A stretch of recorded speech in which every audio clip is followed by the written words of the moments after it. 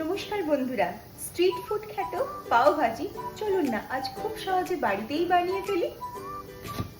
সবার প্রথমে আলু, ফুলকপি, গাজর আর এই লঙ্কায় কিন্তু ঝাল দিয়ে ভালো করে ধুয়ে নিয়ে কুকারে একটু জল দিয়ে লবণ আর হলুদ দিয়ে সেদ্ধ করতে বসিয়ে দিলাম।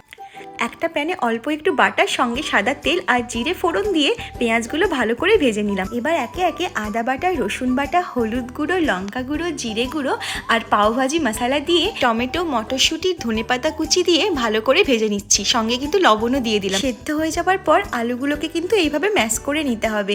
এই তো হয়ে গেল। ওপরে একটু চিনি ছড়িয়ে দিলাম। একটা ফ্রাই প্যানে বাটার, ধনেপাতা কুচি আর পাওভাজি মশলা দিয়ে ব্রেডটাকে টোস্ট করে নিলাম। ভাজিটাকে একটা বলে দিয়ে খুব সুন্দরভাবে ডেকোরেট করে নিচ্ছি। এই তো আমার পাও ভাজি একদম রেডি হয়ে গিয়েছে।